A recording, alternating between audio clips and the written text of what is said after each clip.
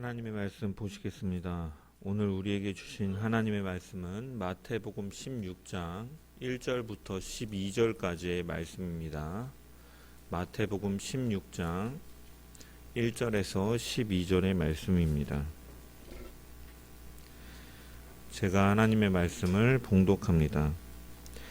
바리새인과 사두개인들이 와서 예수를 시험하여 하늘로부터 오는 표적 보이기를 청하니 예수께서 대답하여 이르시되 너희가 저녁에 하늘이 붉으면 날이 좋겠다 하고 아침에 하늘이 붉고 흐리면 오늘은 날이 굳겠다 하나니 너희가 날씨는 분별할 줄 알면서 시대의 표적은 분별할 수 없느냐.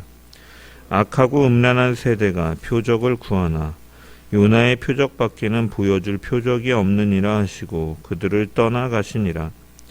제자들이 건너편으로 갈새 떡 가져가기를 잊었더니 예수께서 이르시되 삼가 바리새인과 사두개인들의 누룩을 주의하라 하시니 제자들이 서로 논의하여 이르되 우리가 떡을 가져오지 아니하였도다 하거늘 예수께서 아시고 이르시되 믿음이 작은 자들아 어찌 떡이 없으므로 서로 논의하느냐. 너희가 아직도 깨닫지 못하느냐.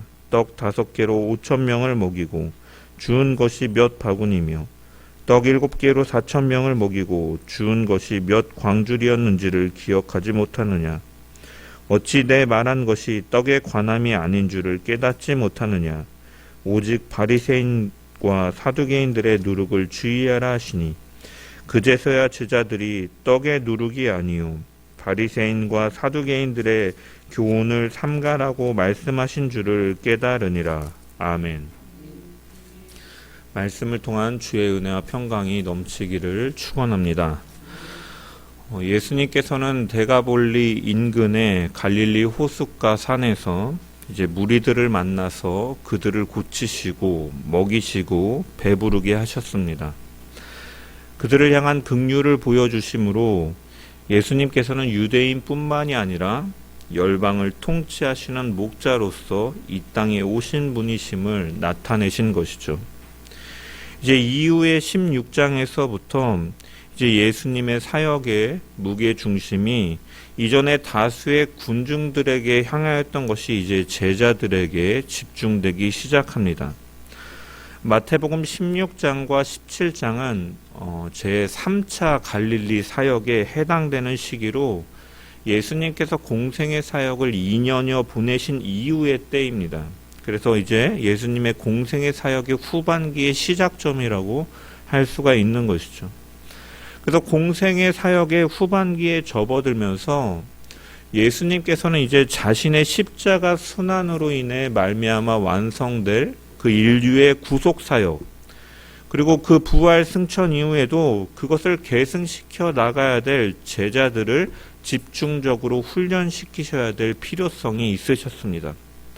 따라서 예수님께서는 이 구속사역의 정점인 십자가의 고난을 이제 1년여 앞둔 시점에서부터 제자들에게 자신이 구약에서 예언된 메시아심을 보다 명확하게 계시해 주시고 또한 메시아의 사역과 하나님 나라의 본질에 대해서 제대로 이해하지 못하고 있는 제자들에게 이 메시아의 길과 그 메시아를 따르는 제자의 길에 대해서 집중적으로 교훈하신 것이라고 할 수가 있습니다.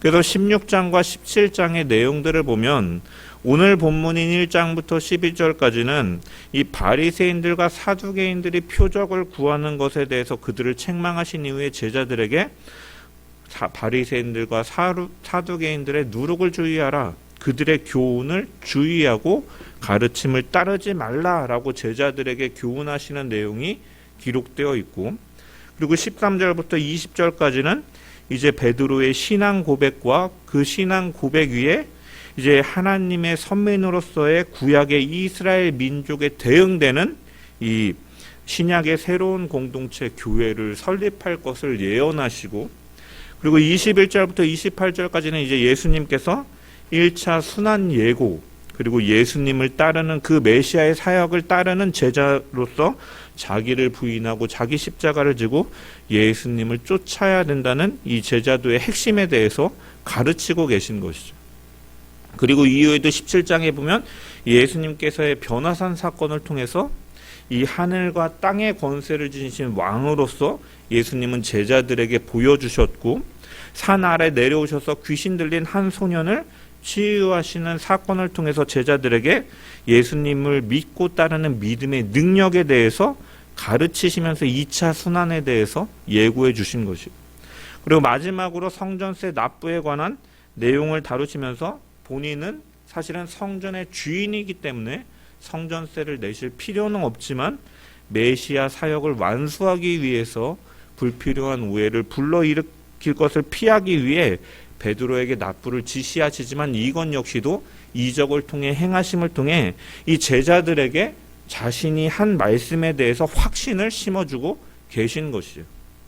그래서 이러한 사건들, 16장과 17장의 사건들은 예수님의 그 신분과 권세, 메시아로서의 그 구약에 예언된 메시아로서의 오신 것을 좀 더 집중적으로 알려주고 그분의 사역을 알려주시려는, 그 메시아는 바로 십자가를 지기 위해 고난을 당하기 위해 오신 분이라는 사실을 알려주는 그러한 목적, 그리고 그 예수님의 구속사역을 계승시켜 나갈 목적으로 제자들을 교훈하여 주고 계시다라는 것이죠. 그래서 그러한 맥락 속에서 오늘 본문을 살펴보면 예수님께서는 이제 거짓된 이 종교 지도자들의 가르침을 경계하라, 그들의 가르침을 따르지 말라라고 제자들에게 말씀하고 계십니다. 그래서 오늘 본문 1절을 보면 유대 종교 지도자 2개의 집단이 등장합니다.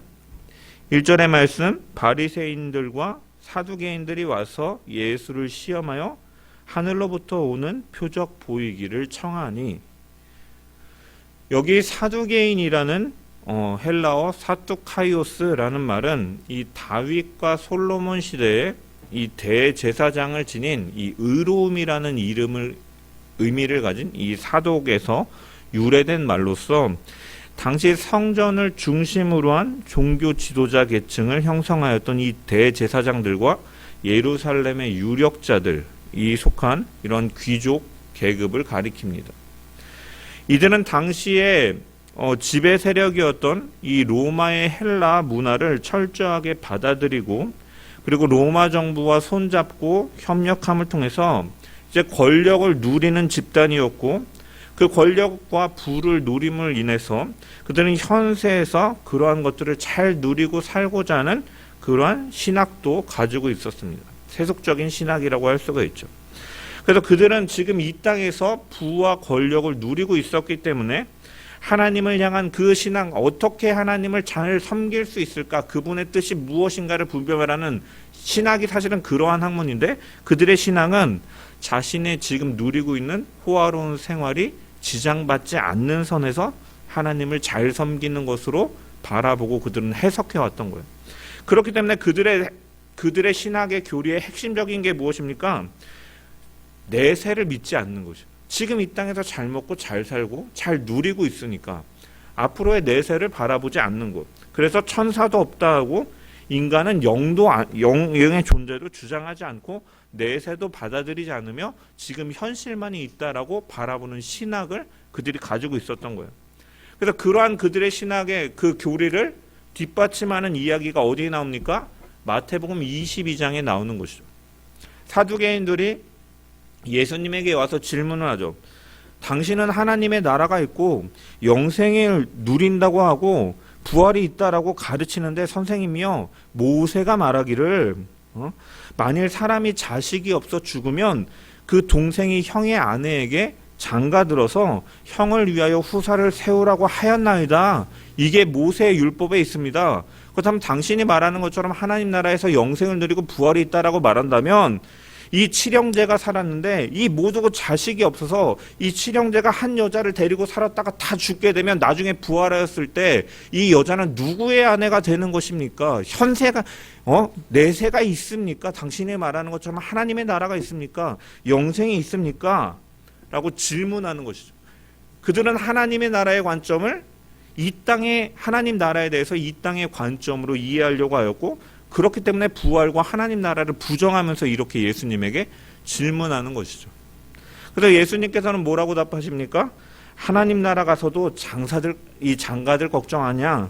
그것은 이 세상에서 필요한 것이다. 부활 때는 장가도 가지 아니하고 시집도 가지 아니고 너희가 천사와 같으리라. 너희는 성경도 알지 못하고 하나님의 능력도 알지 못하고 오해하고 있다. 이 땅의 관점으로 하나님의 나라를 이해하고 있다라고 예수님께서 답변하고 계신 것이죠. 이처럼 사두개인들의 특징은 무엇이냐? 한마디로 요약하면 세속적인 관점에서 살아가는 자들이었다라는 거예요. 그러면 또 하나 등장하는 이 종교 지도자인 세력인 바리새인들은 어떠한 자들이었냐?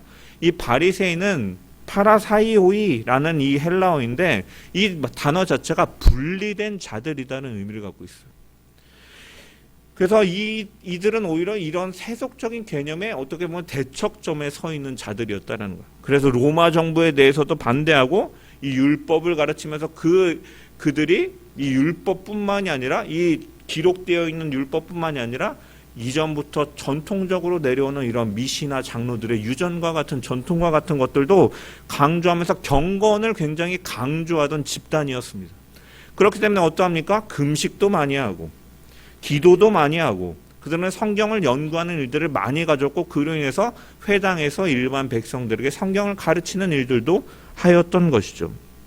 그래서 율법의 전통과 그러한 이 전통을 강조하면서 경건의 생활을 강조하기 때문에 자연스럽게 무엇이 강조가 됩니까? 그 율법을 지키느냐 지키지 않느냐 이 행위에 대해서 중요시하게 되고 강조하게 되고 그렇기 때문에 그렇지 못한 사람들에 대해서는 항상 그들을 시험하고 비판하는 자리에 있었던 것이죠.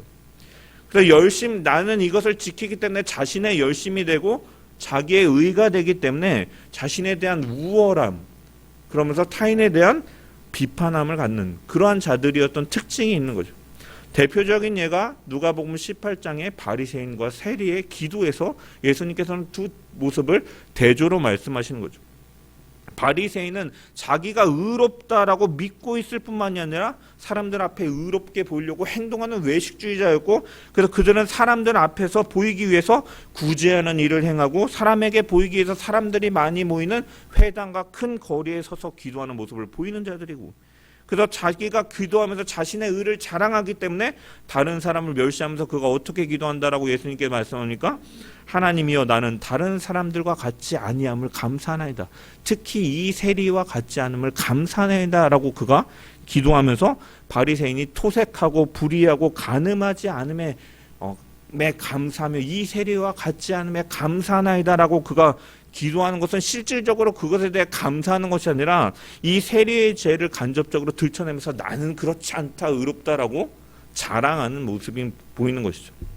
이렇게 어떻게 보면 대척점에 서 있는 두 집단이 이제 예수님을 시험하기 위해서 이제 힘을 앞에서 왔다라는 것이죠. 그들은 예수님을 적대시하는데 마음을 같이 하는데 왜 그랬느냐? 분명히 이들은 대척점에 서 있지만 왜 예수님을 싫어하느냐?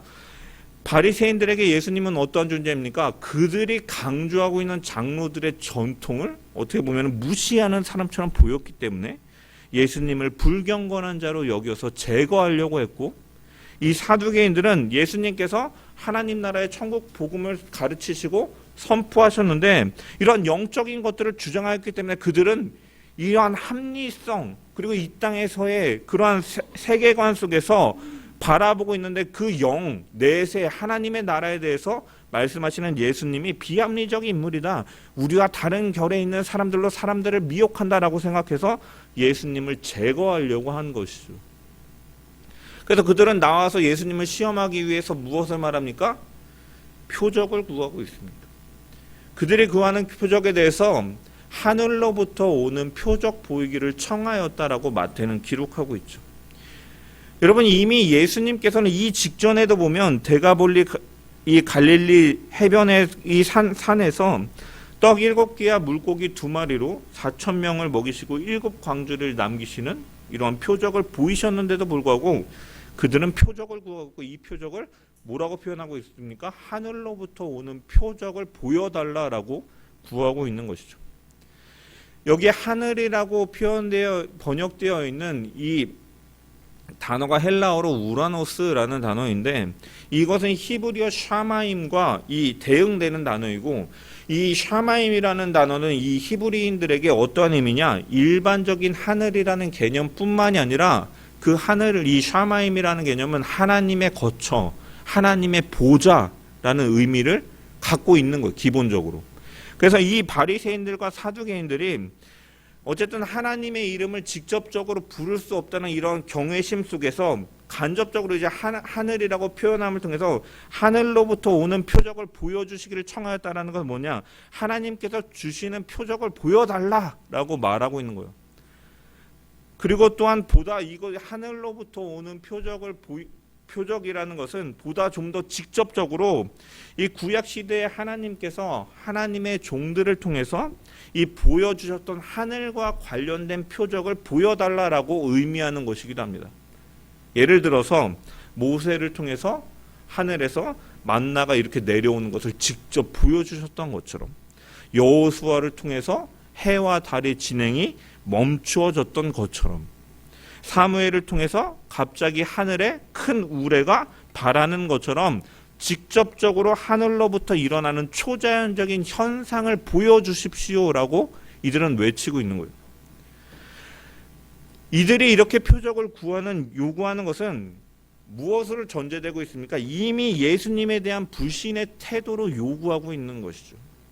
이전에 예수님께서는 귀신 들려서 말 못하는 자하고 눈멀은 자를 고쳐주셨을 때도 바리새인들은 예수님에 대해서 뭐라고 말합니까? 마태복음 12장을 보면 그가 귀신의 왕 바알세불의 힘으로 귀신을 내어 쫓았다라고 매도하였습니다. 즉 이전에 하늘로부터 오는 표적을 보여달라고 요청하는 것은 이전에 예수님께서 5병여로 5,000명을 먹이시고 7병여로 4,000명을 먹이시고 각종 병자를 고치신 이런 모든 것들은 하나님으로부터 온 것이 아니라고는 의심을 전제로 하늘로부터 직접 오는 초자연적인 것, 진짜 하늘의 보좌에서부터 나타나는 그런 표적을 보여달라, 그렇게 요청하고 있는 것이에요. 그렇기 때문에 실제로 이들의 요구대로 예수님께서 이적을 행하신다 하더라도 그들은 예수님의 메시아 되심을 인정하는 것이 아니라 사단의 권세로 행한다라고 매도할 수 있는 것이고, 그렇기 때문에 예수님께서는 그들의 요구를 들어주신 것이 아니라 단호하게 거절하시면서 그들의 완악함과 무지함을 꾸짖으시는 것이죠. 그래서 2절과 3절의 말씀을 보면은 예수님께서 이렇게 말씀하십니다. 예수께서 대답하여 이르시되 너희가 저녁에 하늘이 붉으면 날이 좋겠다 하고 아침에 하늘이 붉고 흐리면 오늘은 날이 굳겠다 하나니 너희가 날씨를 분별할 줄 알면서 시대의 표적은 분별할 수 없느냐. 여기 한글 성경에는 번역되어 있지 않지만 2절을 원어로 보면은 이 그들에게 아우토스라는 이 목적어가 기록되어 있습니다. 그래서 예수님께서 누구에게 말씀하셨는가 그 대상을 분명하게 표현하고 있어요. 그래서 이를 통해서 예수님께서는 자신들을 유대 종교 지도자로 이 자청하는 바리새인들과 사두개인들을 질타하고 계심을 분명하게 보여주고 있는 거예요. 그리고 3절의 표준 원문 성경을 보면은 이 서두에도 이 휘포크라타이 외식하는 자들아 아침에 하늘이 붉고 흐리면 오늘은 날이 굵겠다 하나니라고 하면서 그들을 가리켜서 외식하는 자들아라고 분명히 말씀하고 계십니다. 즉 예수님께서 당시에 표적을 구했던 바리새인들과 사두개인들을 몹시 질책하고 계시다는, 그들을 향해서 말씀하시면 그들을 향해서 외식하는 자들아라고 하시면서 그들을 질책하는 것이 더욱 선명하게 드러난다라는 거예요. 그래서 그들은 하늘로부터 오는 표적을 구하였고 겉으로는 그 표적을 보기만 하면 믿을 것처럼 위장을 하면서 예수님에게 요청을 하지만 실질적으로 그것은 외식에 불과하고 그들은 처음부터 예수님을 모함하기 위해 나왔다는 의미가 포함되어 있는 것이죠. 그렇기 때문에 예수님은 그들을 향해서 외식하는 자들아라고 말씀하십니다. 그래서 그들의 위선을 꿰뚫어 보시면서 배우, 연기자라는 표현 의미의 외식이라는 단어를 사용하시면서 질책하고 계시는 것이죠. 그런데 예수님은 그들에 대해서 뭐라고 말씀하십니까? 저녁에 하늘이 붉으면 다음날 날이 좋겠다 하고 아침에 하늘이 붉고 굳으면 오늘 날씨가 굳을 것을 알면서 너희가 날씨를 분별할 줄은 알면서 시대의 표적은 분별할 줄 모르느냐라고 말씀하십니다. 왜 갑자기 예수님께서는 이런 하늘의 날씨에 대해서 말씀하시면서 그들을 책망하시는가? 왜냐? 그들이 바리새인들과 사두개인들이 나와서 예수님에게 무엇을 요청합니까? 하늘로부터 오는 표적이라고 요청하죠. 하늘이라는 표현을 사용하면서 예수님을 시험하였기 때문이에요. 그래서 예수님께서는 이 동일한 하늘이라는 표현을 사용하면서 대답하심을 통해서 너희가 눈에 보이는 자연적인 하늘 현상은 보고 날씨는 예측하면서 분별할 줄 알면서 하나님께서 행하시는 그러한 영적인 메시아 사역과 구원의 사역은 너희가 분별하지 못하느냐라는 그러한 의미로서 동일한 단어를 사용하심을 통해 비교하심을 통해서 선명하게 대조시키고 있다라는 것이죠. 이렇게 말씀하시는 예수님의 심정은 심히 안타깝고 분노하심 가운데 말씀하셨습니다. 마태복음에는 등장하지 않지만 병행되어 있는 마가복음 18장 12절을 보면은 예수님의 대답에 이 하늘의 표적을 요구하는 이들의 대답에 예수님께서는 날씨의 좋고 나쁨에 대한 예수님의 대답은 생략되어 있지만 마가는 어떻게 말하냐면 예수께서 마음속으로 깊이 탄식하시며 이르시되 어찌하여 이 세대가 표적을 구하느냐라고 말씀하셨다 기록했어요. 그래서 그들이 영적인 진리를 분별하지 못하고 모함거리만 찾는 그들을 향한 예수님의 심정이 마가복음에 잘 나타나 있는 거죠. 마음속으로 깊이 탄식하시며 이르셨다라고 말씀하고 있는 거죠. 그러면서 예수님께서는 그들에게 뭐라고 말씀하십니까? 시대의 표적은 분별할 수 없더냐라고 말씀하십니다. 여기서 시대의 표적은 무엇이냐? 시대의 표적이라는 말은요, 역사적으로 획기적으로 큰 변화를 가지고 오는 사건을 가리키는 거예요. 그래서 이것은 무엇을 가리키느냐? 바로 하나님께서 예수 그리스도를 통해 행하시는 그 놀라운 새 시대, 복음의 시대를 가리키는 것이죠.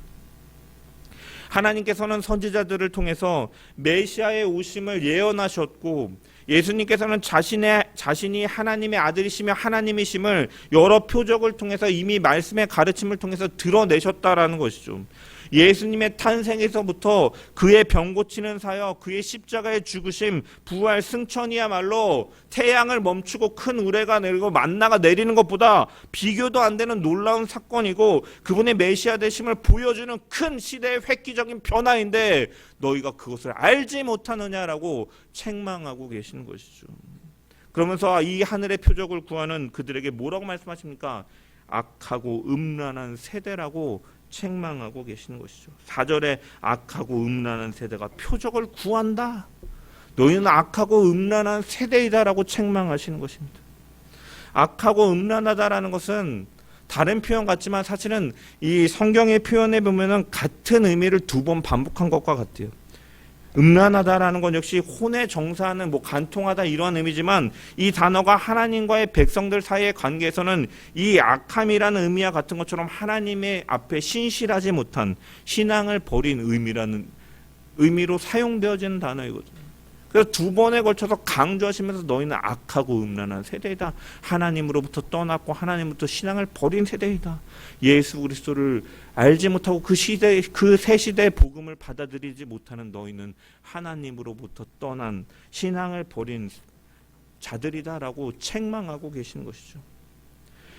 하나님에 대해서 불성실한 자들이라고 강조하면서 표현하고 계시는 것입니다. 그리고 예수님께서는 그들을 향해서 뭐라고 말씀하십니까? 12장에 한번 말씀하셨던 것과 마찬가지로 나는 너희에게 요나의 표적 말고는 보일 게 없다라고 말씀하시는 것이죠. 요나의 표적은 무엇입니까? 요나가 니느웨에 가서 복음을 전하기 전에 밤낮 사흘을 물고기 뱃속에 있다가 하나님의 섭리 가운데 이제 물고기 뱃속에서 나와서 니느웨에 복음을 선포하자 니느웨 백성들이 회개하고 하나님으로부터 구원을 받은 사건을 가리키는 것이죠. 그래서 요나의 표적은 무엇입니까? 예수 그리스도께서 인간의 죄를 대신해서 십자가에 죽으시고 사흘 동안 무덤에 계셨다가 사흘 만에 부활하리라는 사건, 그것을 믿고 회개하는 자들에게 구원을 베푸시는 하나님의 능력을 가리키는 것이죠. 그래서 요나의 표적이라는 것은 바로 예수 그리스도의 십자가의 고난과 부활을 통해 온 인류가 구원받는 것을 상징하는 것이라고 할 수 있습니다. 예수님께서는 그들을 책망하시면서 제자들에게 이제 건너편에 가셔서 말씀하십니다. 6절의 말씀을 보면은 예수께서 이르시되 삼가 바리새인과 사두개인들의 누룩을 추이하라 라고 하셨습니다. 여기 삼가라는 표현은 이 보다라는 동사의 현재 명령형이에요. 원문을 보면은. 그래서 이 보는 것은 눈으로 본다라는 것도 있지만 마음으로 본다라는 의미도 가지고 있어서 그래서 이것이 마음을 쓰다, 조심하다, 삼가다라고 이렇게 번역되어 있는 것이에요. 그럼 이들의 마음으로 조심해야 될 이들의 가르침, 이 바리새인들과 사두개인들의 누룩이라는 것은 12절에 보면 바리새인들과 사두개인들의 교훈을 가리키는 것으로 제자들이 깨달았다라고 기록되어 있죠. 그럼 예수님께서 그들의 가르침을 따르지 말라라고 말씀하셨는데 그럼 그들이 행하는 가르침은 무엇이었느냐? 앞서 말씀드렸다시피 사두개인들이 가지고 있던 것은 무엇입니까? 이 땅에서 자신들이 누리고 있는 것에 대해서 만족하고 그것을 최우선으로 삼고 그것을 누리며 사는 데 목적이 있었던 것이죠. 그렇기 때문에 하나님의 말씀도 그렇게 해석하고 하나님을 섬기는 것에 대해서도 세속적인 관점을 유지하면서 신앙을 단지 그냥 윤리적인 규범 정도로만 만들어버리는 그러한 모습을 나타내는 것이죠. 바리새인들은 어떠합니까? 의식주의자, 전통주의자들.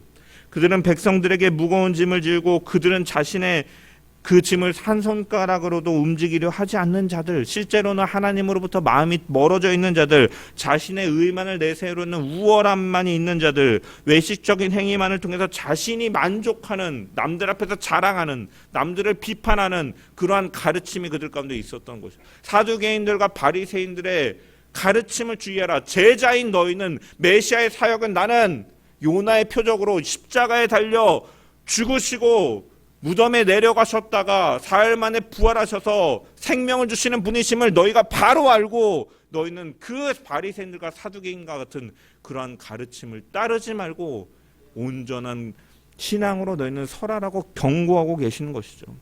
예수님의 그런 가르침을 바리새인들과 사두개인들을 향한 그런 가르침은 누룩이라고 비유하셨습니다. 누룩은 무엇입니까? 자그마한 것으로 모든 것을 변화시키는 성질이 있는 것이죠.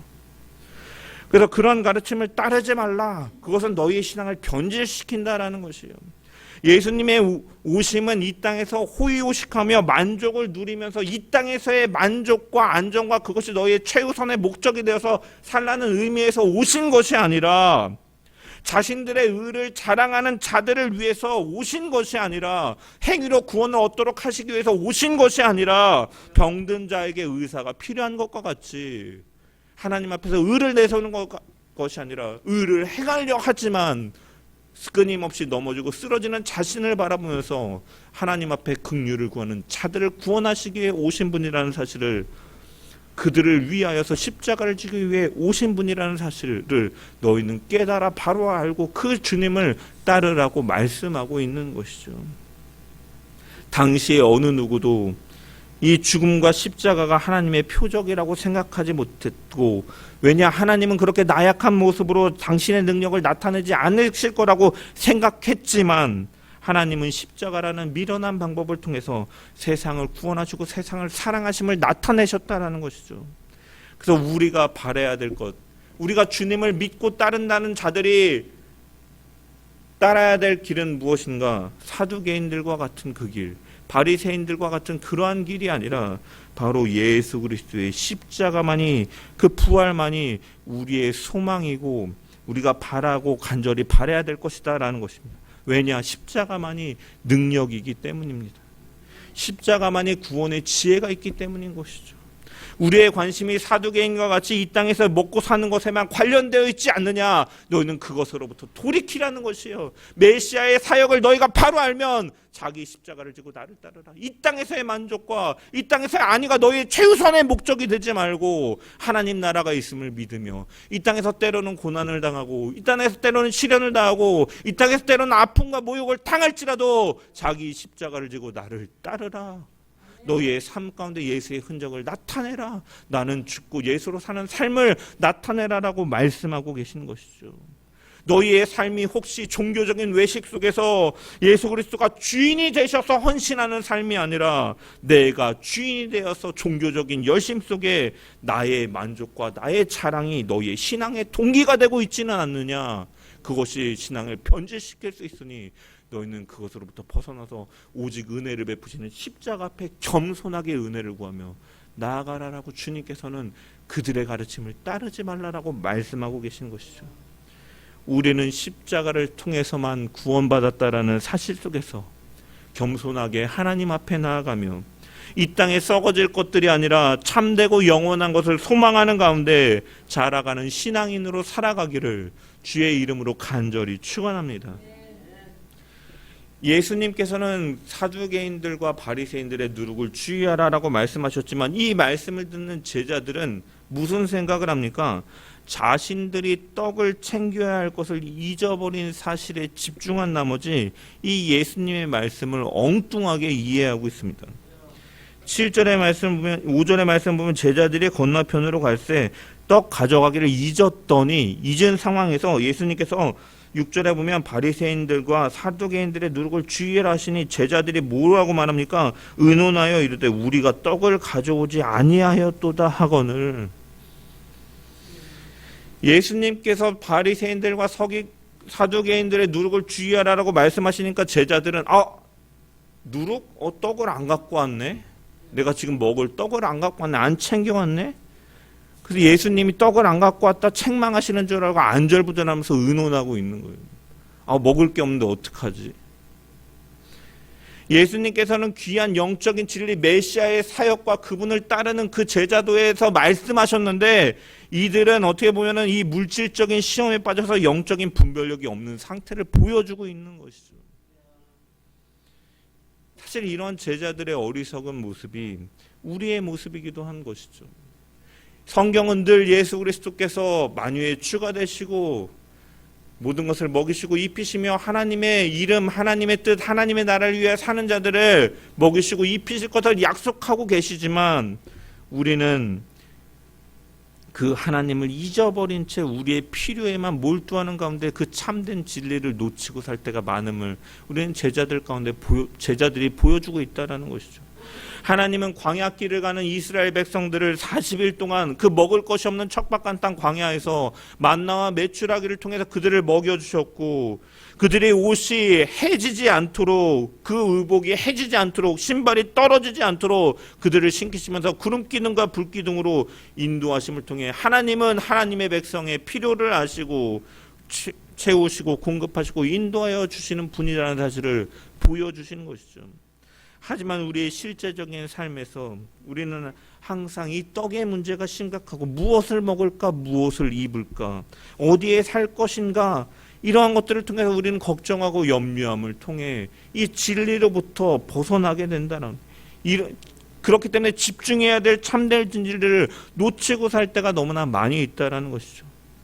이런 제자들을 향해서 예수님께서는 뭐라고 말씀하십니까? 8절부터 11절에 말씀하고 계시죠.